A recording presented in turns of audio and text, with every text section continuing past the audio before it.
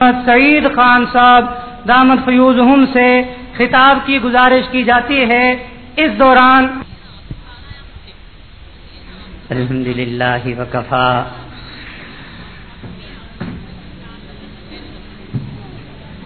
وسلام علی عبادہ الذین اصطفی، اما بعد۔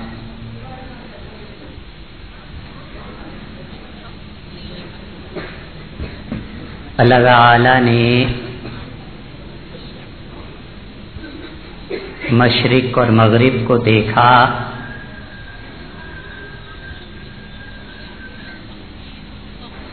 اور اس پوری کائنات میں صرف چند ایک لوگ اہل کتاب کے باقی رہ گئے تھے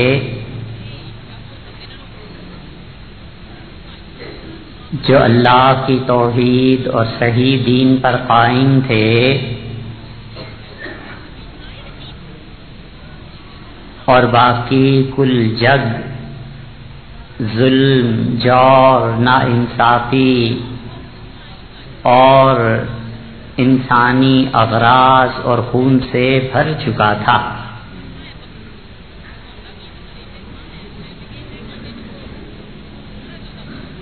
اور اللہ تعالی نے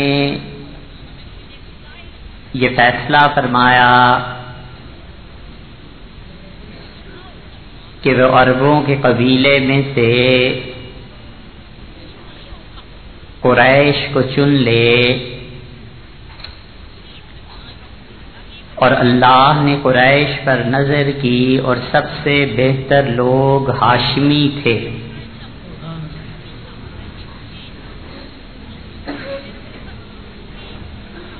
اور بنو ہاشم پہ اللہ نے نظر کی تو ان میں سے عبد المطلب کی اولاد کو چنا،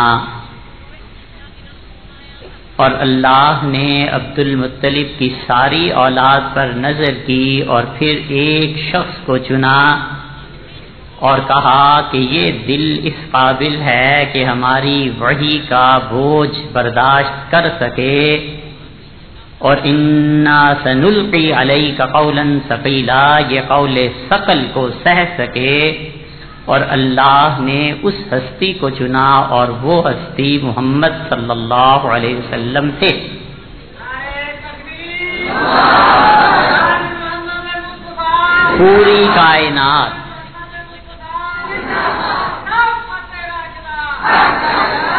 پوری کائنات کا خلاصہ اور پورے انسانوں کا نچوڑ اور سارے کل جہان میں صرف ایک ہستی ایسی ملی جو اللہ کے اس دین کی امانت کو اپنے دل میں رکھ سکے۔ اور یہ ساری بات مسلم کی روایت میں خود حضور صلی اللہ علیہ وسلم نے بیان کی اور فرمایا کہ انا خلاصۃ العرب العرباء، میں پوری کائنات کے لوگوں میں سے چنا ہوا واحد انسان ہوں۔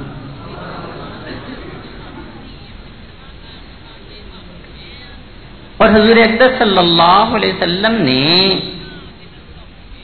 اس دین کو پھیلایا، نظریاتی لوگ پیدا ہوئے، اور سب سے بڑا احسان جو انہوں نے اس پوری کائنات پر کیا وہ جبر کا نظام تھا، وہ جبر کا ماحول تھا، جسے انہوں نے اس طرح ٹکڑے ٹکڑے کیا کہ انہوں نے فرمایا ہلاک قیصر فلا قیصر بعدا، قیصر مر جائے گا اور اس کے بعد کوئی قیصر نہیں پیدا ہوگا، اور شاہ ایران مرے گا اور اس کے بعد مذہبی جبر اور تشدد کا یہ دور ختم ہو گیا۔ لوگ بادشاہ کو اللہ کا مظہر سمجھتے تھے اور یہ جانتے تھے کہ بادشاہ پر تنقید کرنا اللہ کی نافرمانی ہے، اور بادشاہ کو برا کہنا اللہ کو برا کہنا ہے۔ حضور اقدس صلی اللہ علیہ وسلم کے بہت سے کارناموں میں سے ایک چھوٹا سا کارنامہ جو اپنی جگہ بہت بڑا ہے وہ یہ کہ آپ نے پہلی مرتبہ دنیا کو خلافت کے نظام سے روشناس کرایا اور خلافت راشدہ وجود میں آئی۔ اس خلافت راشدہ نے دنیا کے لیے امن کا پیغام دیا۔ اس خلافت راشدہ نے انسانوں کو جینے کا حوصلہ دیا، اور اس خلافت راشدہ نے یہ سکھایا کہ خلیفہ وقت کے اقدامات کو زیر بحث لایا جا سکتا ہے اور خلیفہ وقت پر انگلی رکھی جا سکتی ہے۔ اس کا کوئی فعل اگر قابل اعتراض ہو سکتا ہے تو اس کی تشریح ان سے پوچھی جا سکتی ہے۔ اللہ نے فضل کیا اور خلافت راشدہ کی حفاظت فرمائی، اور خلفائے اربعہ رضی اللہ عنہم سے کوئی ایک فعل ایسا نہیں ہے جس پر کوئی آج بھی کہہ سکے کہ یہ چیز عدل کے برعکس۔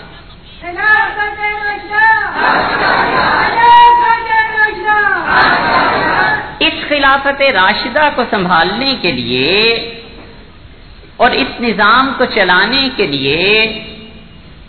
اگر بہترین مثال سے سمجھنا ہو تو وہ ہے جو حضرت قاسم العلوم والخیرات حضرت مولانا محمد قاسم نانوتوی رحمت اللہ علیہ نے لکھی، اور انہوں نے کہا کہ حضور اقدس صلی اللہ علیہ وسلم کو یوں سمجھو کہ وہ اپنی وفات کے بعد جو حیات طیبہ ہے اس کے مطابق ایک کونے میں بیٹھے ہیں اور اشارہ کرتے ہیں کہ یہ کرو اور یہ نہ کرو، اور ان کے اشاروں کو خلفائے راشدین سمجھ کے جو ان کی مرضی ہے اس کو ملک میں نافذ کرتے ہیں۔ اس نفاذ کا مظہر اور اس نفاذ کا چاروں سمتوں میں اور اس نفاذ کو پوری طرح لوگوں کے سامنے لانے میں جو سب سے بڑی اور نمایاں ہستی تھی وہ سیدنا عمر رضی اللہ عنہ کی تھی، اور امیر المومنین فاروق اعظم عمر ابن خطاب رضی اللہ عنہ نے بتا دیا کہ اسلام صرف نظریات کا نام نہیں ہے، ایسے نہیں ہے کہ وہ فلسفہ محض کتابوں کی نظر ہو جائے، اور وہ ایسے نہیں ہے کہ صرف اس کو لوگ پڑھیں اور ذہنی طور پر خوش ہو جائیں، عملاً نافذ کر کے بتا دیا کہ قیامت تک انسانیت کے مسائل اگر حل ہوں گے تو ہم سے حل ہوں گے، اور جو ہم سے نہیں حل ہو سکتے اور جو شخص سمجھتا ہے ہم حل نہیں کر سکتے، جو شخص ہمارے فیصلوں میں وسعت نہیں پائے گا، پھر دنیا کے ہر قانون کے لیے وہ تنگی کا باعث بنے گا، دنیا کا ہر قانون اس کو تنگی میں لے جائے۔ سیدنا عمر رضی اللہ عنہ کے سامنے مسئلہ آیا، اور ابن کثیر نے لکھا ہے کہ وہ بہت مغموم اداس لیٹے ہوئے تھے، اور وہ کسی گہری سوچ میں تھے کہ حضرت سعد رضی اللہ عنہ تشریف لائے، اور سعد رضی اللہ عنہ وہ خود کہتے تھے کہ میں چھٹا آدمی تھا مسلمان، اور لوگوں ایک ہفتے تک کل اسلام چھٹا آدمی میں ہی تھا، اور یہ پہلے شخص تھے سعد رضی اللہ عنہ۔ مکہ کے ماحول میں لوگ نماز نہیں پڑھ سکتے تھے، یہ تو کسی کی تصور میں بھی نہیں تھا، ہمت ہی نہیں ہو سکتی تھی کہ بیت اللہ میں جا کر نماز پڑھیں، وہ تو مشرکین کے سامنے نماز نہیں پڑھ سکتے تھے۔ جن لوگوں نے اسلام قبول کیا، عبد الرحمن ابن عوف اور ابو بکر اور حضرت خدیجہ اور سیدنا علی اور سیدنا ابی بکر رضی اللہ عنہم، خود حضرت رسالت مآب صلی اللہ علیہ وسلم چھپ کر نماز پڑھتے تھے۔ ایک وادی میں چھپ کر نماز پڑھ رہے تھے سعد رضی اللہ عنہ اور جو لوگ اس وقت مسلمان تھے، اور مشرکین نے دیکھ لیا اور وہ لڑے، اور سعد رضی اللہ عنہ نے اٹھائی ایک اونٹ کی ہڈی اور دے ماری ایک مشرک کو۔ یہ پہلا حملہ تھا جو اسلام میں ہوا، اور یہ پہلا خون تھا اس مشرک کا جو اسلام میں بہا۔ سعد رضی اللہ عنہ کہتے تھے میں پہلا شخص تھا جس نے اسلام کے لیے کسی سے بدلہ لیا، اور سعد رضی اللہ عنہ کی نماز پر اب لوگ اعتراض کرتے ہیں، لوگوں اگر ہمیں نماز پڑھنی نہیں آتی زنزل لساگی پھر تو ہم نے جھک ماری کیا حتیٰ کہ خود سعد رضی اللہ عنہ کہتے ہیں کہ جب ہمارا عدد 40 کا پورا ہوا اور 40واں آدمی جس نے اسلام قبول کیا سیدنا عمر رضی اللہ عنہ تھے، اور اس کے بعد جو پہلی نماز آئی تو عمر رضی اللہ عنہ نے کہا اللہ کے رسول ہم چھپ کے نماز آخر کیوں پڑھیں، جب ہم حق پہ ہیں دین سچا ہے تو چلیے تشریف لائیے بیت اللہ میں کھڑے ہو کے نماز پڑھتے ہیں۔ اور وہ پہلا دن تھا جب لڑائی دو بدو شروع ہوئی اور عمر رضی اللہ عنہ کو کسی نے کچھ مارا، کوئی چیز پھینکی، اور انہوں نے کہا اللہ کی قسم جس دن ہم 300 سے زیادہ ہو گئے نا پھر اس دن فیصلہ ہو جائے گا کہ دنیا میں تمہارا دین رہے گا یا ہمارے والا دین رہے گا۔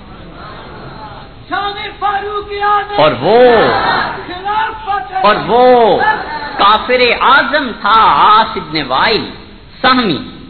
اس نے حضرت عمر رضی اللہ عنہ کو پناہ دی، اس لیے کہ عاص بن وائل کے تعلقات حضرت عمر رضی اللہ عنہ کے والد سے تھے۔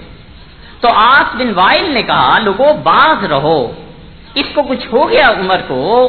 تو یہ بنو عدی کو کیا جواب دو گے، یہ سارے قبیلے سے لڑنا۔ اس لیے دونوں پہچانتے تھے کہ کس کس درجے کے آدمی ہیں۔ انہوں نے کہا امیر المومنین پریشان نظر آتے ہیں، معاشرہ کیا ہے؟ انہوں نے کہا میں اپنی حکومت میں اعلیٰ عہدوں پر فائز کرتا ہوں ان لوگوں کو جو متقی اور نیک ہیں، لیکن وہ عوام کو کنٹرول نہیں کر سکتے، عوام کو سہولیات نہیں دے سکتے، تقوی اور نیکی میں ان کا معیار کوئی اور نہیں ہے، اور دوسری طرف وہ ہیں جو نیکی اور تقوی میں کم ہیں لیکن حکومت کے نظام کو سنبھال سکتے ہیں۔ میں سوچ رہا ہوں کہ ہمیں کیا کرنا ہے۔ تو سعد رضی اللہ عنہ کا امیر المومنین آپ اپنی حکومت کے عہدے ان لوگوں کو دیں جو نظام کو سنبھال سکیں، چاہے وہ کم متقی ہوں اور چاہے وہ کم پرہیزگار۔ سیدنا عمر رضی اللہ عنہ نے اس مشورے کو مانا، شورا نے اس بات کو مانا، اور امیر المومنین رضی اللہ عنہ نے اپنے دور خلافت میں بنو امیہ کو عہدے دیے، اور حضرت عمر رضی اللہ عنہ نہیں ایسے آدمی تھے کہ انہوں نے عہدے بنو امیہ کو سب سے پہلے دیے ہوں، اس سے پہلے ابو بکر رضی اللہ عنہ بھی دے چکے تھے، اور ان سے بھی پہلے حضور اقدس صلی اللہ علیہ وسلم نے خود بنو امیہ کو عہدے دیے۔ اور سیدنا عثمان رضی اللہ عنہ کی خلافت جب وہ امیر المومنین بنے ہیں تو لوگوں نے ان سے کہا کہ فلاں جگہ سے فلاں کو ہٹا دیں، فلاں جگہ سے فلاں کو ہٹا دیں، تو بار بار یہ کہتے رہے کہ جو کچھ امیر المومنین رضی اللہ عنہ نے مقرر فرما دیا تھا اور جو عہدے انہوں نے لوگوں کو دیے تھے میں عہدوں میں اتنی جلدی تبدیلی نہیں کروں گا، اس لیے ساری خلافت کا دور سیدنا عثمان رضی اللہ عنہ کا پڑھ لیجئے، 10 سے بھی کم لوگ ہیں جنہیں حضرت عثمان رضی اللہ عنہ نے تبدیل فرمایا ہے۔ 22 لاکھ مربع میل کا علاقہ سیدنا عثمان رضی اللہ عنہ کے تحت تھا، اور دن بدن لاکھوں کے حساب سے ان کے پاس خراج اور ٹیکس آ رہے تھے، اور وہ ایک ہی بات کہتے تھے کہ جو عمر رضی اللہ عنہ کے فیصلے تھے ہم اس پہ قائم۔ اس لیے کہ عبد الرحمن بن عوف انہوں نے جب خلافت دی تھی اور حضرت عمر رضی اللہ عنہ نے وفات پر فیصلہ فرمایا تھا کہ 6 آدمیوں میں یہ خلیفہ بن سکتے ہیں، کسی کی سفارش انہوں نے نہیں کی، حتیٰ کہ ان سے کہا گیا کہ اپنے بیٹے عبداللہ ابن عمر کو شامل کریں، انہوں نے کہا میں اپنے بیٹے کو شامل نہیں کر سکتا، تمہیں معلوم نہیں ہے اس نے اپنی بیوی کو طلاق دی تھی، اور رسول اللہ صلی اللہ علیہ وسلم نے فرمایا عبداللہ نے طلاق دے دی اور اس کی بیوی کی عدت زیادہ ہو گئی، تو حضرت عمر رضی اللہ عنہ نے کہا میرے بیٹے کو طلاق دینی تو آتی نہیں اپنی بیوی کو، اور خلافت اس کے حوالے ہو جائے۔ بڑی مشکل سے اجازت دی کہ تم لوگوں کے ساتھ بیٹھ سکتا ہے، خلافت کا کوئی سوال ہی نہیں۔ ایک شخص کی صرف سفارش کی، اور عمر رضی اللہ عنہ نے کہا کہ سعد بھی اس میں شامل ہیں، اور دیکھو سعد خلافت کے اہل ہیں، صراحتاً فرمایا، بخاری میں لفظ آئے ہیں، آپ نے فرمایا یہ نہ سمجھنا کہ میں نے جو اسے کوفہ سے ہٹایا تھا تو وہ نا اہل تھا، کوفہ والے اس بات کے قابل نہیں تھے کہ سعد جیسا بڑا آدمی ان پہ حکمرانی کر۔ یہ صحابہ کرام رضی اللہ عنہم تھے، اللہ نے انہیں اپنے نبی صلی اللہ علیہ وسلم کی صحبت کے لیے چنا تھا، خدا نے ان کے ذریعے دنیا کو ہدایت دی، اللہ نے ان کے نقش قدم پہ امت کو چلایا، اللہ نے ان کی محبت کو اپنی محبت قرار دیا، ان سے نفرت کو اپنی نفرت قرار دیا، ان کے دشمنوں کو جہنم کی وعید سنائی، ان کے دوستوں کو جنت کی بشارت سنائی، ان کے ساتھ رہنے والوں کو خدا نے مہربانی سے بخشا، اور وہ جس جنگ میں چلے جاتے تھے ان کی برکتوں سے فتوحات ہوتی تھی، یہ کوئی معمولی لوگ تھوڑے ہی تھے۔ سیدنا عمر رضی اللہ عنہ نے فیصلہ فرما دیا، اور عبد الرحمن ابن عوف رضی اللہ عنہ نے بلایا اور انہوں نے کہا جاؤ اور علی اور عثمان کو بلاؤ۔ 6 آدمیوں میں 3 پیچھے ہٹ گئے، طلحہ رضی اللہ عنہ پیچھے ہٹ گئے، زبیر رضی اللہ عنہ پیچھے ہٹ گئے۔ عبد الرحمن ابن عوف نے کہا بالکل سوال ہی پیدا نہیں ہوتا، ہم خلافت لیں، اور یہ 3 آدمی 2 کے حق میں دستبردار ہو گئے، اور عبد الرحمن ابن عوف رضی اللہ عنہ نے کہا اگر تم چاہو تو میں خلافت کا فیصلہ کر دوں، سب نے اختیار دے دیا، اور انہوں نے بلا کے کہا کہ عثمان یہ بتاؤ کہ اگر میں خلافت دے دوں تو کیا تم ابو بکر اور عمر رضی اللہ عنہما کی پیروی کرو گے کتاب و سنت کے ساتھ؟ انہوں نے کہا بالکل میں ان کے نقش قدم پر چلوں۔ حضرت علی رضی اللہ عنہ سے پوچھا، امیر المومنین مجتہد تھے، امیر المومنین علم کا دروازہ تھے، حضور اقدس صلی اللہ علیہ وسلم نے ان کی تعریف فرمائی تھی، انہوں نے کہا عبد الرحمن کتاب اور سنت اور پھر اس کے بعد میرا اجتہاد۔ پھر عبد الرحمن ابن عوف رضی اللہ عنہ نے کہا فلاں کو بلاؤ، معلوم ہوا وہ سو رہے ہیں، فرمایا اسے اٹھاؤ اور اسے کہو 3 دن اور 3 راتیں ہو گئی ہیں اور میری ایک پلک دوسری پلک سے نہیں لگی، اور مجھے اتنا فکر ہے کہ یہ خلافت کہاں جائے گی، کس کو دیں گے، اور خدا کی قسم مدینہ منورہ میں کوئی عورت بچی جو پردے میں تھی اس سے بھی میں نے پوچھا، اور بچے جو مسجدوں میں پڑھ رہے تھے میں نے ان سے پوچھا کہ کون امیر المومنین چاہیے، تو لوگوں نے کھلے بندوں رائے کا اظہار کیا اور انہوں نے کہا عثمان کے علاوہ ہم کسی کو نہیں مانتے، تو میں نے عثمان رضی اللہ عنہ ہی کی خلافت کا فیصلہ کیا، اور انہوں نے بلایا عثمان رضی اللہ عنہ کو جمعہ کے دن مسجد نبوی میں، اور جو اپنا امامہ اور پگڑی رسول اللہ صلی اللہ علیہ وسلم نے غزوہ تبوک میں انہیں دی تھی، وہ سیاہ پگڑی انہوں نے حضرت عثمان رضی اللہ عنہ کے سر پہ باندھی، اور سب سے پہلے بیعت حضرت علی رضی اللہ عنہ نے حضرت عثمان رضی اللہ عنہ کی تھی۔ وہ تو اموی تھے ہی تھے، امویوں کے پاس پہلے سے سلطنت چلی آ رہی۔ حضرت عثمان رضی اللہ عنہ کی شہادت ہوئی، اور شہادت پہ جب لوگوں نے چاہا کہ وہ بیعت کریں تو بیعت کس سے کریں، کون رہ گیا تھا باقی؟ اب حضرت عمر رضی اللہ عنہ نے جن لوگوں کو خلافت کا اہل قرار دیا تھا، عبد الرحمن ابن عوف رضی اللہ عنہ کا انتقال 32 ہجری میں ہو گیا تھا، حضرت سعد رضی اللہ عنہ رہ گئے تھے، علی رضی اللہ عنہ رہ گئے تھے، طلحہ رضی اللہ عنہ رہ گئے تھے، اور سب نے انکار کر دیا کہ خلافت ہم نہیں سنبھال سکتے، یہ بہت بڑا عہدہ ہے۔ ان کا مزاج ایسا تھا کہ وہ بچتے تھے ان ذمہ داریوں سے، اللہ کا خوف اتنا تھا، اندازہ کرو یہ عبداللہ ابن عمر رضی اللہ عنہما ہیں، حضرت عثمان رضی اللہ عنہ نے اپنے دور کے آغاز میں انہیں بلایا اور امیر المومنین ہونے کے بعد کہا کہ عبداللہ مدینہ منورہ کا قاضی آپ کو مقرر کرتا ہوں اس لیے کہ اپنے والد امیر المومنین رضی اللہ عنہ کے فیصلوں سے سب سے زیادہ واقف آپ ہیں۔ انہوں نے کہا اللہ کی قسم میں اس کا قاضی ہونے کو قبول نہیں کروں۔ آپ نے سنا نہیں، نبی کریم صلی اللہ علیہ وسلم نے فرمایا 2 قاضی جہنم میں جائیں گے اور 1 جنت میں جائے گا، تو جہاں تناسب یہ ہو کہ 66% جہنم میں اور 33% جنت میں، میں اللہ کی قسم اسے نہیں لوں گا۔ حضرت عثمان رضی اللہ عنہ نے مجبور کیا، انہوں نے کہا بالکل نہیں لوں گا۔ حضرت عثمان رضی اللہ عنہ کا قسم کھاؤ میرے سامنے کہ اس واقعے کو باہر جا کر بیان نہیں کرو گے۔ امیر المومنین رضی اللہ عنہ ڈر گئے کہ عبداللہ نے جا کر باہر بیان کر دیا تو لوگ حکومت کے عہدوں سے جان چھڑائیں گے، جب یہ قاضی نہیں بنتا تو کوئی اور قاضی کیسے بنے گا؟ حضرت عبداللہ ابن عمر رضی اللہ عنہ نے یہ بیان کیا جب حضرت عثمان رضی اللہ عنہ کی شہادت ہو گئی۔ اموی حضرات کو انہوں نے قائم رکھا، جو بنو امیہ کے عہدے حضرت عثمان رضی اللہ عنہ سے پہلے سے چلے آ رہے۔ خلافت کون لے؟ سیدنا طلحہ رضی اللہ عنہ پیچھے ہٹ گئے، زبیر رضی اللہ عنہ پیچھے ہٹ گئے، سعد رضی اللہ عنہ پیچھے ہٹ گئے۔ حج کا موقع تھا اور اکابر صحابہ رضی اللہ عنہ مکہ مکرمہ میں تھے، ام المومنین عائشہ رضی اللہ عنہ مکہ مکرمہ میں تھی، اور بیعت کے لیے لوگوں نے رجوع کیا سیدنا علی رضی اللہ عنہ سے کہ آپ بیعت کریں خلافت کے لیے، اور حضرت علی رضی اللہ عنہ بھی انکار فرما دیا۔ اتنا اصرار بڑھا کہ حضرت علی رضی اللہ عنہ کو بیعت کے لیے ہاتھ آگے بڑھانا پڑا، اور امیر المومنین رضی اللہ عنہ کی اس بیعت کے برعکس جن لوگوں کی رائے تھی ان میں نمایاں نام سیدنا حسن رضی اللہ عنہ کا۔ سیدنا حسن رضی اللہ عنہ منع کرتے رہے، انہوں نے کہا بابا آپ بیعت نہ لیں، بابا آپ خلیفہ نہ بنیں۔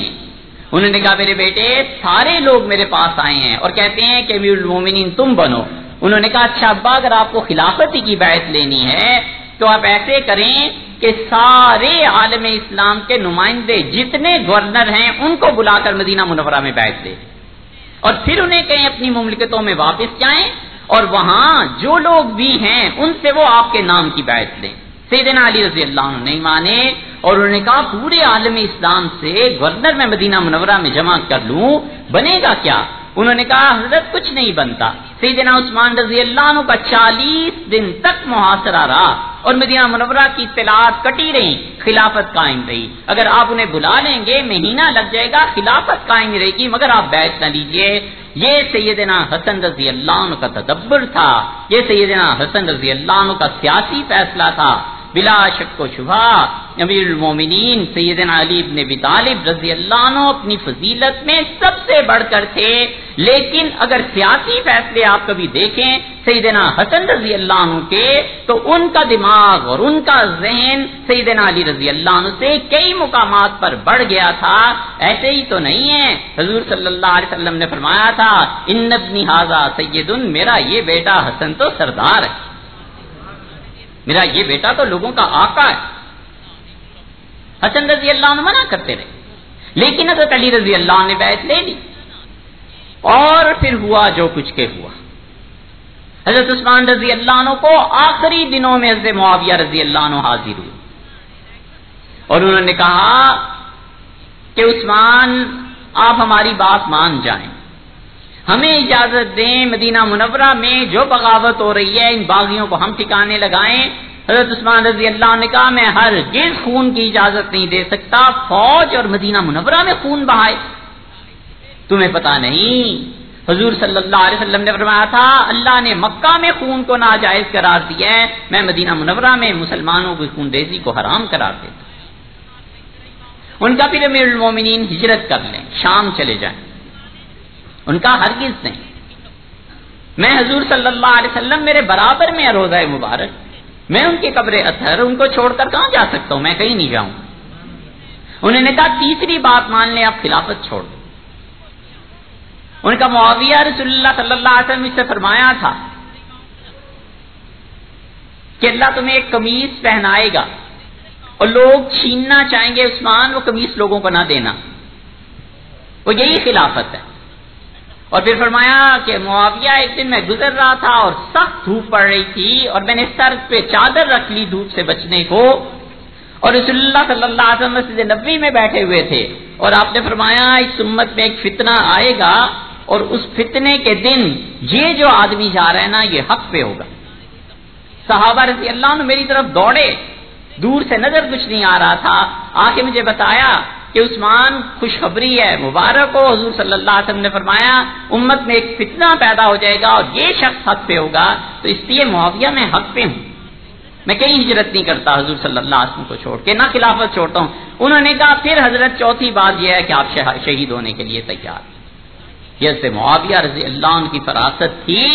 اور ٹھیک جو بات حضرت معاویہ رضی اللہ عنہ سمجھے تھے وہی سیدنا علی رضی اللہ عنہ سمجھے ہیں، اور انہوں نے خلافت کے فوراً بعد مرکز کو تبدیل کرنے کا فیصلہ فرما لیا، اور مدینہ منورہ کی بجائے اب دارالخلافہ کوفہ بن گئی۔ یہ تجویز اصلاً حضرت معاویہ رضی اللہ عنہ کی۔ سیدنا علی رضی اللہ عنہ مدینہ منورہ کو بچایا خون ریزی سے، اور سیدنا علی رضی اللہ عنہ ٹھیک اس چیز پر قائم رہے جس پہ عثمان رضی اللہ عنہ قائم تھے، اور انہوں نے سارے لوگوں کو لکھا کہ جس طرح عمر رضی اللہ عنہ نے تم لوگوں کو متعین کیا تھا اور عثمان نے جس چیز کو باقی رکھا ہے میں اسے باقی رکھتا ہوں، سوائے شام کے کہ شام سے انہوں نے اسے معاویہ رضی اللہ عنہ کو ہٹانے کے لیے گرامی نامہ لکھا، تحریر فرمایا۔ اس میں کوئی شبہ نہیں ہے، اس میں قطعاً دو رائے ہونے کی گنجائش ہی نہیں ہے کہ خلافت راشدہ سارے صحابہ رضی اللہ عنہ سے افضل تھی، اور سیدنا علی رضی اللہ عنہ ان کے دور میں جتنے لوگ تھے سب سے افضل تھے، امیر المومنین تھے، حضور صلی اللہ علیہ وسلم کے داماد تھے، خلیفہ راشد تھے، کتنے ہی مناقب ہیں ان کے، اور سیدنا علی رضی اللہ عنہ اس درجے کے آدمی تھے، اور وہ ہٹا بھی سکتے تھے، رکھ بھی سکتے تھے، حتیٰ کہ حضرت عباس رضی اللہ عنہ پر غور کرو، اتنا بڑا آدمی ہے مدینہ منورہ میں کہ سیدنا عباس رضی اللہ عنہ کے ہوتے ہوئے حضرت عمر رضی اللہ عنہ نے استسقاء کی نماز کی دعا نہیں کروائی، بعد میں مانگی۔ مدینہ منورہ میں بارش ختم ہو گئی، عام الرمادہ نے دعا کے لیے ہاتھ اٹھائے اور انہوں نے کہا اللہ ہم پہ بارش برسا دے، یہ مجھے اس لیے تیرے سامنے لائے ہیں کہ میں تیرے نبی صلی اللہ علیہ وسلم کا چچا ہوں، اور عمر رضی اللہ عنہ کا اللہ رسول اللہ صلی اللہ علیہ وسلم زندہ تھے، ہم ان کے وسیلے سے مانگتے تھے، آج ان کے چچا کو تیرے سامنے پیش کرتے ہیں، اللہ ان کی دعا کو قبول کر لے۔ حضرت عباس رضی اللہ عنہ کی اتنی عزت احترام بزرگی کے باوجود حضرت عمر رضی اللہ عنہ نے انہیں شورا میں شامل نہیں کیا، ان 6 آدمیوں میں جہاں خلافت تھی، اس لیے کہ حضرت عمر رضی اللہ عنہ خود فرماتے تھے کہ خلافت مہاجرین کا حق ہے۔ یہ وہی چیز ہے جو ہمارے حضرت قائد صاحب رحمۃ اللہ علیہ بیان کیا کرتے تھے نا، اگر آپ کو یاد ہو کہ خلافت راشدہ مہاجرین میں رہے گی، حضرت عباس رضی اللہ عنہ آخری آدمی ہیں غالباً جنہوں نے ہجرت کی، اور درمیان میں رسول اللہ صلی اللہ علیہ وسلم ادھر سے آ رہے تھے مدینہ طیبہ میں، تو نبی کریم صلی اللہ علیہ وسلم نے فرمایا چچا جس طرح میں خاتم النبیین ہوں اسی طرح آپ خاتم المہاجرین ہیں، لیکن چونکہ ہجرت پوری نہیں ہوئی تھی، حافظ ابن حجر رحمۃ اللہ علیہ نے بخاری کی شرح میں لکھا ہے یہ کہ چونکہ عباس رضی اللہ عنہ ایسے مہاجر نہیں تھے جیسے باقی صحابہ رضی اللہ عنہ تھے، اس لیے عمر رضی اللہ عنہ نے خلافت میں ان کا نام ہی نہیں دیا۔ سیدنا علی رضی اللہ عنہ مہاجر تھے، عبد الرحمن ابن غنم رضی اللہ عنہ شام کے امیر، حضرت ابو ہریرہ رضی اللہ عنہ نے کہا کہ اس اختلافات کو ختم کرو اور نام پیش کرو خلافت میں سیدنا علی اور سیدنا معاویہ رضی اللہ عنہ کا شورا میں کہ کون خلیفہ۔ ہم آپ سے بڑی نازک بات کہنے لگے، اسے ہوش سے سننا، اور اگر کہیں ریکارڈنگ کو تو بے شک بعد میں سن لینا، ہمارا مسلک ہے یہ، ایسے نہ ہو کہ آپ سنیں کچھ اور سمجھیں کچھ اور بیان کچھ کریں، کہ میں آم کی بات کروں اور آپ کہیں بینگن کی بات کی تھی، اور جب بیان کرنا ہو تو جا کے کہو کدو کا بیان تھا، ایسے نہ کرو۔ عبد الرحمن ابن غنم نے یہ تجویز پیش کی، اور غالباً حضرت سعد رضی اللہ عنہ پھر آئے یا کوئی صحابی رضی اللہ عنہ، انہوں نے کہا ابو ہریرہ یہ تم تجویز پیش کرتے ہو کہ شورا میں 2 نام دیے جائیں، علی کا اور معاویہ رضی اللہ عنہ کا، اللہ کی قسم تم جانتے ہو علی مہاجرین میں سے ہیں اور علی سابقون الاولون میں سے ہیں، اور علی ایسے ہیں اور ایسے ہیں، اور اس روایت کے آخر میں آتا ہے کہ تابا انہوں نے دونوں نے کہا کہ ہم اللہ سے معافی مانگتے ہیں، ہمارا خیال ہی کر دیں گیا سیدنا معاویہ رضی اللہ عنہ کی خلافت، سیدنا علی رضی اللہ عنہ کی خلافت یقیناً برحق تھی، اور یہ خلافت راشدہ تھی، ہمارے قائد اور امام اہل سنت، اور اپنے زمانے میں اللہ کی نشانیوں میں سے ایک نشانی تھے عبد الشکور صاحب لکھنوی رحمۃ اللہ۔ حضرت فرماتے تھے اور میں نے حضرت کی یہ بات اپنے کانوں سے سنی ہے مولانا منظور نعمانی صاحب رحمۃ اللہ علیہ سے اور اپنے شیخ سید ابو الحسن علی ندوی رحمۃ اللہ علیہ سے، اور پھر تصدیق کے لیے حضرت سے میں نے عرض کیا کہ حضرت وہ بات پھر سنا دیں۔ حضرت فرما دیتے ہیں ہم عبد الشکور صاحب لکھنوی رحمۃ اللہ علیہ کی خدمت میں حاضر تھے، یہ نازک بات ہے، اور حضرت نے ہم سے فرمایا کہ سیدنا معاویہ رضی اللہ عنہ کا اور ہماری نسبت کا جہاں تک تعلق ہے، ان کے جوتے مل جائیں معاویہ رضی اللہ عنہ کے، ہم اپنے سر پر رکھ لیں، وہ اتنے بڑے آدمی، لیکن اگر تم تقابل کرو معاویہ اور علی رضی اللہ عنہ کا، تو معاویہ رضی اللہ عنہ کو حضرت علی رضی اللہ عنہ کے جوتوں میں جگہ مل جائے تو ان کے لیے کافی۔ ہمارا یہی مسلک ہے بھائی، ہم اسی کے قائل۔ حضرت قائد صاحب رحمۃ اللہ علیہ کی زندگی میں جو نہایت نازک مقامات اور موڑ آئے، جو ان کے پڑھنے سے پتہ چلتا ہے، ان میں سے ایک چیز یہ تھی کہ ان دیار میں جب لوگوں نے سیدنا معاویہ رضی اللہ عنہ کو سیدنا علی رضی اللہ عنہ کے مقابلے میں لانا شروع کیا، یہ وہ وقت تھا جب پتہ چل سکتا تھا کہ کون اہل سنت والجماعت میں سے ہے اور کون جذبات کی رو میں بہ جاتا ہے۔ ہمارے حضرت نے صاف صاف لکھا کہ سیدنا علی رضی اللہ عنہ کے مقابلے میں کوئی شخص نہیں تھا، وہ خلیفہ راشد تھے اور اپنے معاصرین میں سب سے افضل تھے۔ سیدنا علی رضی اللہ عنہ نے فیصلوں کو نہیں بدلا، طائف سے لوگ آئے اور طائف کے عیسائیوں نے کہا کہ حضرت آپ ٹیکس کی یہ شرح کم کر دیں، بڑھا دیں۔ دونوں وفد آئے، ان کی آپس میں لڑائی تھی، کیا خوبصورت جواب انہوں نے دیا۔ انہوں نے کہا یہ فیصلہ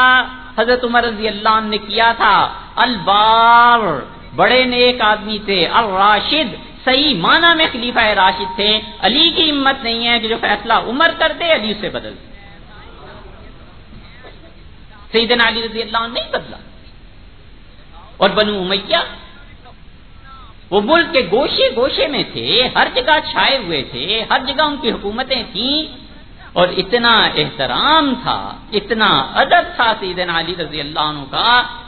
حضرت معاویہ رضی اللہ عنہ کے متعلق یہ روایت ابن کثیر نے البدایہ میں لکھی ہے، وہاں پڑھ لیجئے گا۔ الفاظ ایگزیکٹلی وہ نہیں ہیں، لیکن یہ کہ مفہوم اس کا یہ بنتا ہے، کسی نے لکھا کہ امیر المومنین معاویہ کی طرف سے امیر المومنین علی رضی اللہ عنہ کے نام،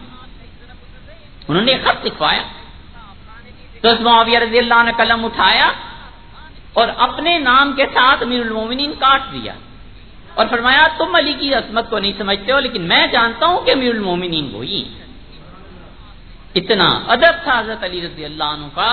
یہ بڑے ادب والے لوگ تھے، اور یہ ادب انہوں نے اس ہستی سے سیکھا تھا جو ادب سکھاتی تھی، اور جس کے ادب کے لیے اللہ نے قرآن نازل کیا کہ لا ترفعوا اصواتکم فوق صوت النبی، تم نبی صلی اللہ علیہ وسلم سے اپنی آواز بھی بلند مت کرو۔ یہ ادب والوں کی جماعت۔ حضرت معاویہ رضی اللہ عنہ نے کہا امیر المومنین علی ہیں، ان کی ہین حیات، ان کی زندگی میں حضرت معاویہ رضی اللہ عنہ نے امیر المومنین کا نام اپنے لفظ اپنے نام کے ساتھ نہیں لکھا۔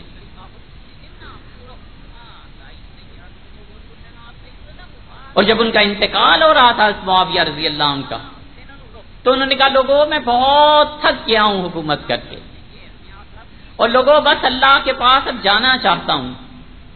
اور مجھ سے پہلے وہ تھا من ہوا خیر منی، جو مجھ سے اچھا تھا وہ تمہارے حکمران تھے حضرت علی رضی اللہ عنہ۔ وفات سے پہلے بھی سیدنا علی رضی اللہ عنہ کی عظمت کا اعتراف کیا، اور معاویہ رضی اللہ عنہ کا دور آیا، اور بنو امیہ کی حکمرانی جو پہلے سے چلی آ رہی تھی حضور صلی اللہ علیہ وسلم کے زمانے سے، حضرت عمر رضی اللہ عنہ کے زمانے سے، یہ اموی ہر طرف حکمرانی میں چھائے ہوئے تھے، اور سیدنا معاویہ رضی اللہ عنہ کے سامنے ساری تاریخ تھی، اور وہ جانتے تھے کہ کیا کچھ ہو سکتا ہے۔ وہ بہت بڑا دماغ تھا اور بہت گہری فکر اور سوچ کے حامل تھے۔ انہوں نے سیدنا حسن رضی اللہ عنہ کے مقابلے میں 6 مہینے تک اپنی فوج کو کھڑے رکھا اور چپ کر کے بیٹھے رہے، اور بار بار کہتے رہے کہ جاؤ اور حسن سے بات کرو، جاؤ اور حسن سے بات کرو۔ اور سیدنا حسن رضی اللہ عنہ کے والد کے دوست اور ان کی اپنی جماعت انہیں سامنے لے آئی، اور سیدنا حسن رضی اللہ عنہ نے کہا اللہ کی قسم دونوں کی کھوپڑیاں میرے ہاتھ میں تھی، اور میں چاہتا تو اپنے دوستوں کو اور اپنے والد کے دوستوں کو اور معاویہ رضی اللہ عنہ کے لشکر کو یوں ٹکرا دیتا کہ پاش پاش ہو جاتی ان کی کھوپڑیاں، مگر میں نے سوچا جس امت کو جوڑنے کے لیے میرے نانا نے اتنا کام کیا ہے، حسن اس امت کو توڑنے والا بن جائے۔ سیدنا معاویہ رضی اللہ عنہ کو کہا جو ہم چاہتے ہیں وہ کر دیں۔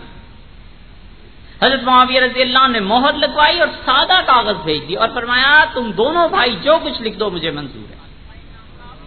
آپ کو معلوم ہے سیدنا حسن رضی اللہ عنہ کیا لکھا؟ انہوں نے کہا اتنے لاکھ درہم یہ ہمارا سالانہ وظیفہ ہے،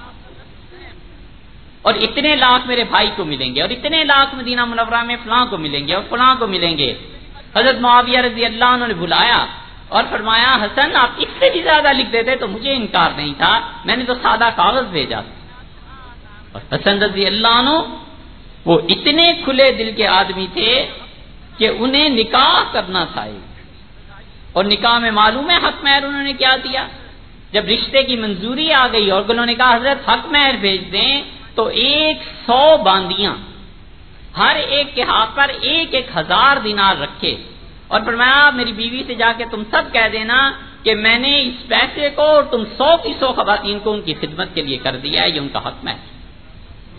حسن رضی اللہ عنہ میں نانا کی صفت آئی تھی، ان کا ہاتھ رسول اللہ صلی اللہ علیہ وسلم کا ہاتھ تھا، اور ان کے ہاتھ کی سخا اصل میں وہیں سے آئی تھی۔ سیدنا حسن رضی اللہ عنہ نے جب دیکھا کہ معاویہ رضی اللہ عنہ نے پیسے دے دیے تو ہنس پڑے اور کہنے لگے معاویہ کیا کریں، خرچ کرنے کی عادت پڑ گئی ہے، اب تھوڑے پیسوں سے گزارا نہیں ہو۔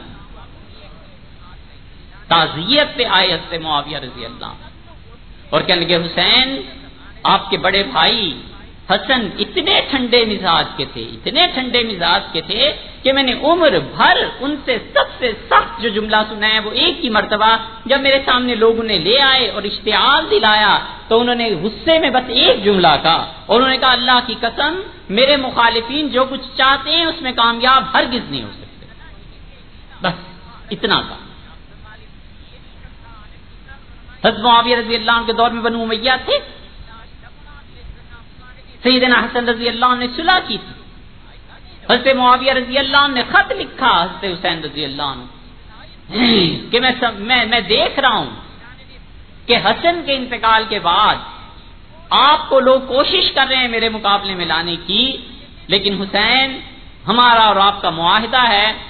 اور میں سمجھتا ہوں کہ معاہدے کی پاسداری کرنی چاہیے۔ سیدنا حسین رضی اللہ عنہ خط کا جواب دیا اور پھر خود کوفہ تشریف لے گئے اور جا کے ملاقات کی اور کہا معاویہ رضی اللہ عنہ ہماری طرف سے بالکل اطمینان رکھیں، ہمیں کوئی حکومت کے معاملات میں دخل دینے کی بات ہی نہیں۔ حضرت معاویہ رضی اللہ عنہ سمجھتے تھے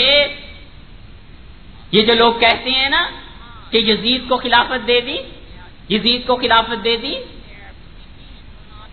اس موضوع پہ بات اگر کرنی ہو تو یاد رکھو 40-50 ہزار صفحے پڑھ کے آئے پھر بات کرے،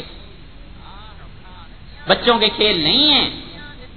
بنو امیہ کی تاریخ پڑھے، حضرت عمر رضی اللہ عنہ کے گورنر جو تھے ان کو پڑھے، کتنے اموی تھے ان کو پڑھے، حضرت عمر رضی اللہ عنہ نے کیوں نہیں انہیں ہٹایا اس کو پڑھے، 40-50 ہزار صفحے پڑھ کے پھر آئے اور بات کرے۔ حضرت معاویہ رضی اللہ عنہ نے وہ جانتے تھے کہ اس وقت پورے عالم اسلام میں بنو امیہ ہیں، اور بنو امیہ میں اگر خلافت نہ آئی تو یہ لازمی بات ہے کہیں اور جائے گی، جب اور جگہ جائے گی تو بنو امیہ اٹھ کھڑے ہوں گے، اور اگر لڑائی ہوئی تو پھر وہی سما پیش آئے گا جو 20 برس پہلے پیش آیا تھا۔ آخر اس امت کو متحد رکھا کیسے جائے، کس کا انتخاب کرے جس پہ بنو امیہ کو اطمینان ہو اور نہ اٹھیں۔ سیدنا معاویہ رضی اللہ عنہ پر اعتراض باایمانہ کہ بنو امیہ پہ اعتراض، پھر خود جاؤ ادھر رسول اللہ صلی اللہ علیہ وسلم نے بنو امیہ کو کیوں عہدے دیے تھے؟ نبی کریم صلی اللہ علیہ وسلم بنو ہاشم میں ایک خاتون تھیں اور سوئے ہوئے تھے، اور جب آنکھ کھلی تو انہوں نے کہا اللہ کے رسول آپ دعا کر دیں کہ ہمیں حکومت ملے، تو رسول اللہ صلی اللہ علیہ وسلم نے میری اولاد مقہورین، تم تو ظلم کا شکار ہو جاؤ گے اور تم تو مغلوب رہو گے، تم کیسی حکومت کی باتیں کرتے؟ بنو امیہ نے ٹکڑے ٹکڑے کر دینا تھا سلطنت کو اگر کہیں اور حکومت جاتی. حضرت معاویہ رضی اللہ عنہ کی تجویز تھی کہ یزید ایسا شخص ہے جس پہ بنو امیہ متفق ہو سکتے ہیں، اور انہوں نے اپنی اس تجویز کے لیے مختلف علماء دین سے رابطہ کیا، اور وہ نہیں چاہتے تھے کہ امت پھر اس مرحلے سے گزرے جس سے آج سے 20 برس پہلے گزر چکی تھی. حضرت عثمان رضی اللہ عنہ کی شہادت کے بعد سیوطی نے کتاب الخلفاء میں لکھا ہے کہ حضرت علی رضی اللہ عنہ بیٹھے ہوئے تھے اور حسن رضی اللہ عنہ نے آ کے اپنا خواب بیان کیا، اور انہوں نے کہا ابا میں نے رات کو دیکھا ہے کہ اللہ کا عرش ہے، اور میں نے دیکھا امیر المومنین عثمان رضی اللہ عنہ خود اپنا ہی سر اپنے ہاتھ پر رکھ کے اللہ کے سامنے پیش کر رہے ہیں اور کہتے ہیں اللہ میرے خون کا بدلہ لے، اس امت نے مجھے کیوں شہید کر دیا، میں نے کیا قصور کیا تھا. اور میں نے اس کے بعد 2 خون کے پرنالے دیکھے ہیں جو آسمان سے شراشر خون بہنا شروع ہو گیا، 2 پرنالے لگ گئے.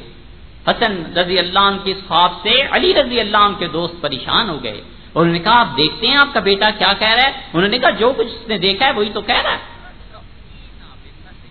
حضرت معاویہ رضی اللہ عنہ اس خوف میں تھے کہ یہ خون نہ امت میں آ جائے، تلوار نہ امت میں آ جائے. حضرت معاویہ رضی اللہ عنہ ایسے آدمی نہیں تھے کہ فیصلہ کر دیتے اور عالم اسلام میں ان کے فیصلے پر کوئی تنقید نہ کرتا.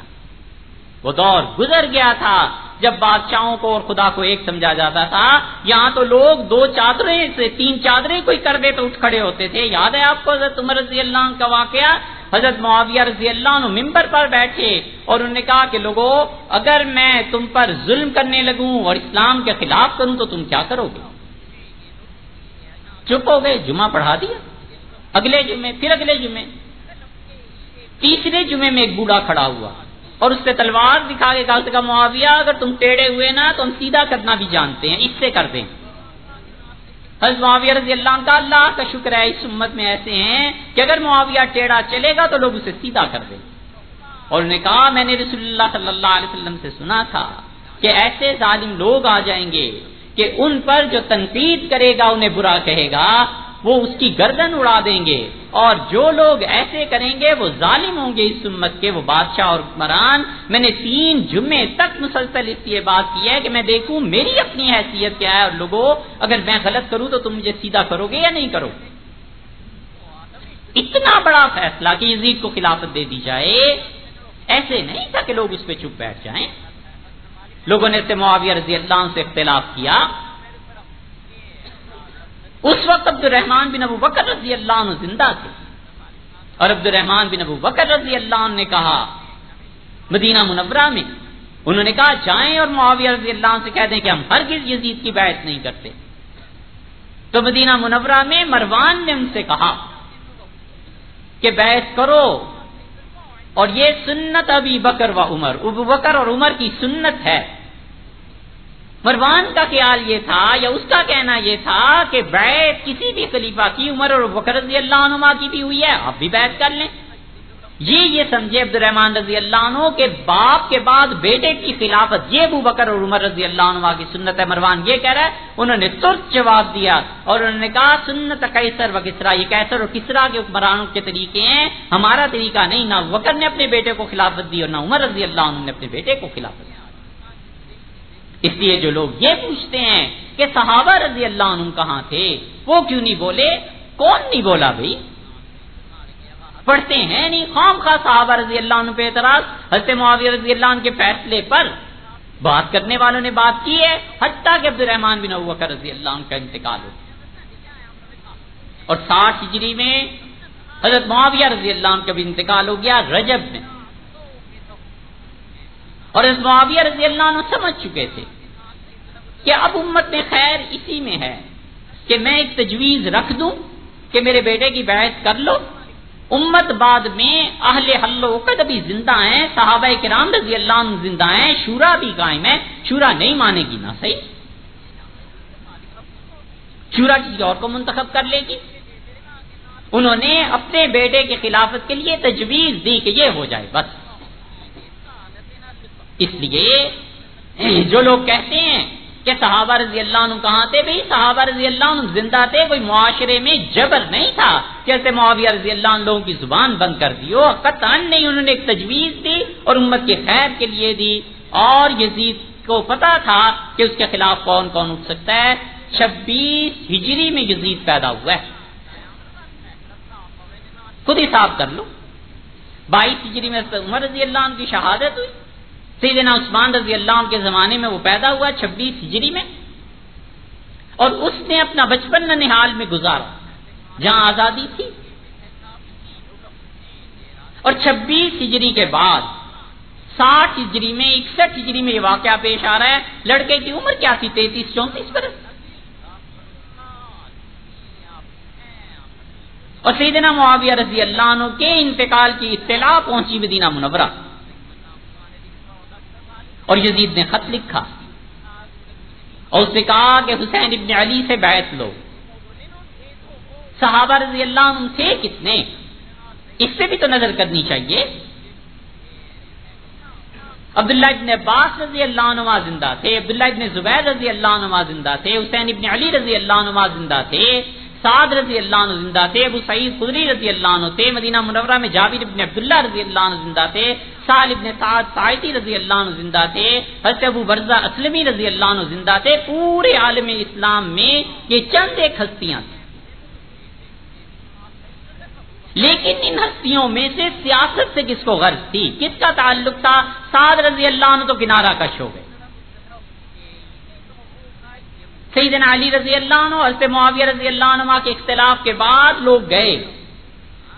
اور حضرت سعد رضی اللہ عنہ نے مدینہ منورہ سے باہر اپنا گھر بنا لیا،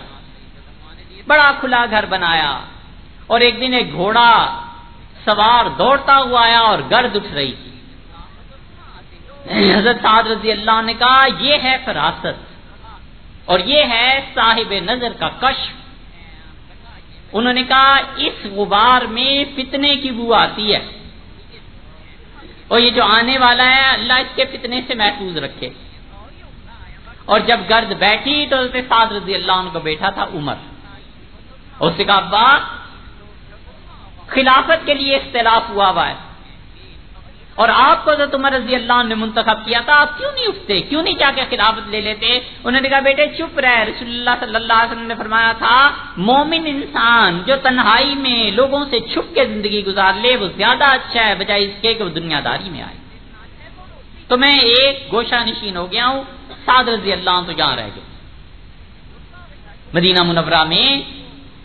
4 آدمی تھے، اور چاروں مہاجرین کی اولاد میں سے حضرت عباس رضی اللہ عنہ کے بیٹے عبداللہ، عمر رضی اللہ عنہ کے بیٹے عبداللہ، زبیر رضی اللہ عنہ کے بیٹے عبداللہ، اور علی رضی اللہ عنہ کے بیٹے حسین۔ حسین ابن علی اور عبداللہ ابن زبیر رضی اللہ عنہ دونوں مسجد نبوی میں تھے۔ خط آیا کہ انتقال ہو گیا حضرت معاویہ رضی اللہ عنہ کا، اور اب بیعت کرنی ہے یزید۔ ان میں سے 2 ہستیاں عبداللہ ابن عباس اور عبداللہ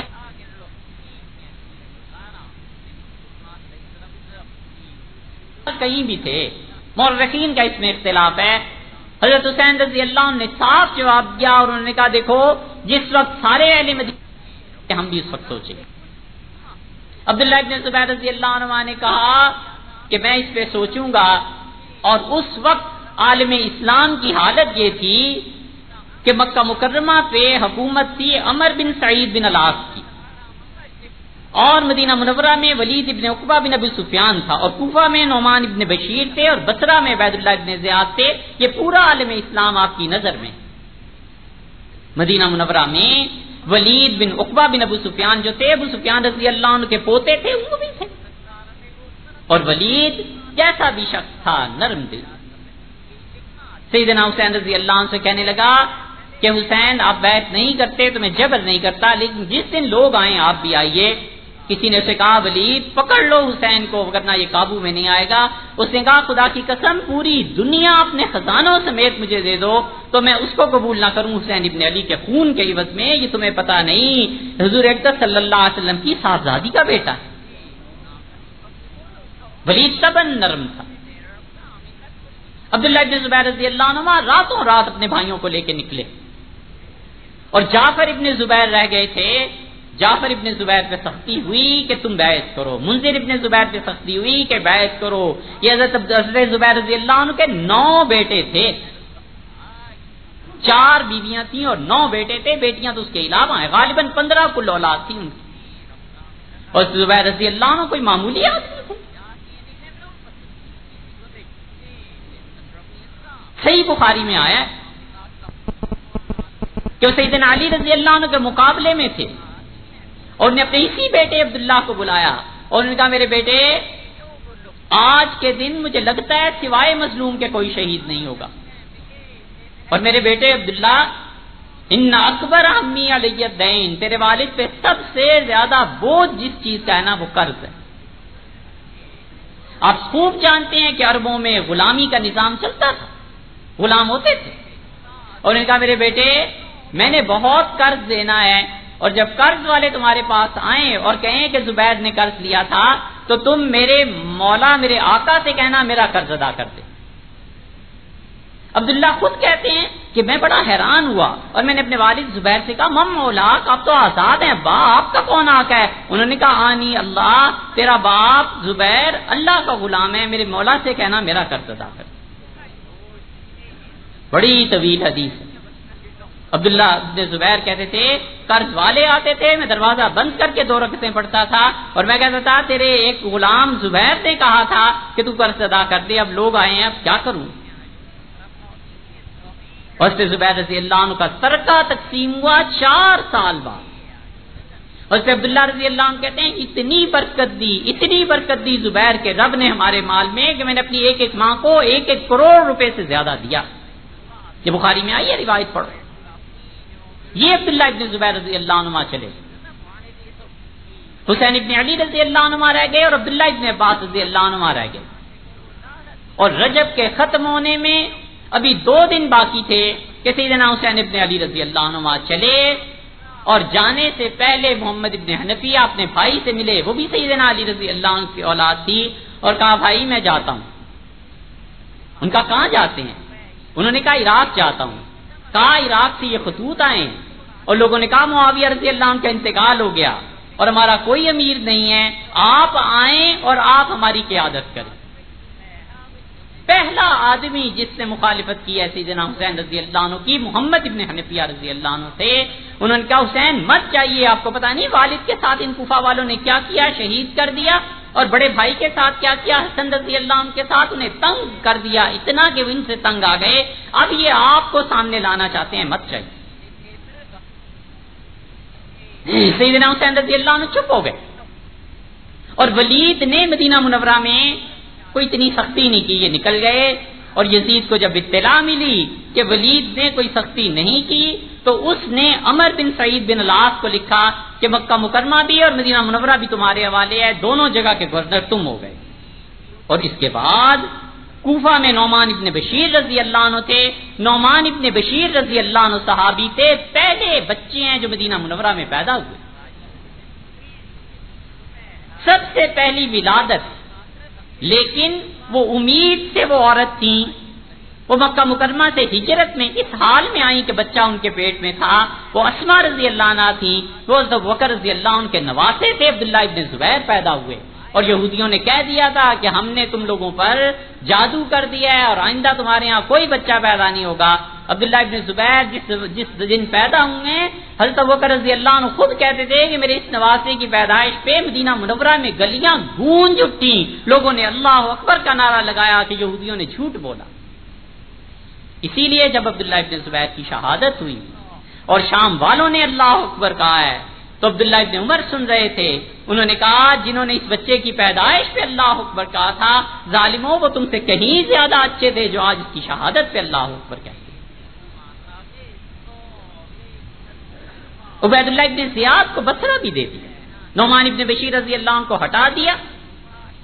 اور اب بصرہ کوفہ دونوں عبید اللہ ابن زیاد کے پاس آ گئے، اور مدینہ منورہ اور مکہ مکرمہ یہ دونوں کے دونوں عمر ابن سعید کے پاس آ گئے. یہ عمر بن سعید بن عاص کون تھا؟ یہ عاص کے پوتے، یہ عاص بن وائل سامی وہی ہے جس نے حضرت عمر رضی اللہ عنہ کو پناہ دی تھی. یہ اس کے پاس حکومت آ گئی اور اس نے کہا جاؤ اور جا کر پکڑو ان لوگوں کو اور ان لوگوں سے بیعت 28 رجب کو نکلیں، اور 28 رجب کو نکلنے کے بعد مکہ مکرمہ میں عبداللہ ابن عمر مل گئے، عبداللہ ابن عباس رضی اللہ عنہما مل گئے، چاروں یہ اکٹھے ہو گئے اور ولید نے فوج بھیجی اور اس نے کہا مکہ مکرمہ میں پکڑو۔ حضرت ابو شریح رضی اللہ عنہ کھڑے ہوئے، صحابہ رضی اللہ عنہ چپ نہیں رہے۔ یہ جو پراپوگنڈا ہے نا ان کے خلاف کہ اور تو کوئی تھا ہی نہیں، صرف سیدنا حسین رضی اللہ عنہ سے ظلم کرتے ہیں تاریخ پہ، جو یہ کہتے ہیں۔ ابو شریح رضی اللہ عنہ کھڑے ہوئے اور انہوں نے کہا مت بھیجنا فوج، میں نے حضور اقدس صلی اللہ علیہ وسلم سے سنا ہے، آپ نے ارشاد فرمایا تھا، عمر ابن سعید آپ نے فرمایا تھا کہ دیکھو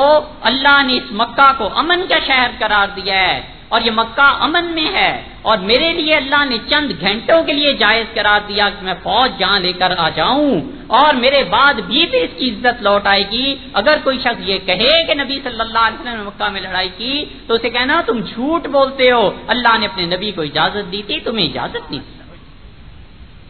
ابو شریح رضی اللہ عنہ کی اس بات پہ وہ بولا اور کہنے لگا ہم خوب جانتے ہیں کہ حرم باغیوں کو پناہ نہیں دیتا۔ کیا سیدنا حسین رضی اللہ عنہ باغی تھے؟ عبداللہ ابن عباس، عبداللہ ابن عمر، عبداللہ ابن زبیر رضی اللہ عنہ سارے باغی تھے۔ حضرت حسین رضی اللہ عنہ پہنچے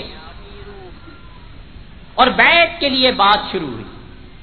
اور عبداللہ ابن عمر رضی اللہ عنہ نے کہا میں بیعت کرتا ہوں یزید کی اس چیز پر جس پہ مسلمانوں نے بیعت کی۔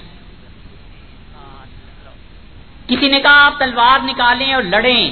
کہنے لگے ہم نے تلوار نکالی تھی اور لڑے تھے جب اسلام کا غلبہ چاہیے تھا، اور اب ہم تلوار نکالیں تاکہ تمہاری خواہشات کے مطابق فتنے بڑھ گئے۔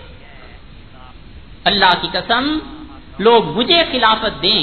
اور مشرق اور مغرب میں ایک شخص اختلاف کرے تو میں اس خلافت کو لینے کے لیے تیار نہیں۔ عبداللہ ابن عباس رضی اللہ عنہ کے پاس خط آیا، انہوں نے کہا جس پہ اور لوگوں نے بیعت کی اس پہ ہم نے بھی بیعت کی، اور ابن عباس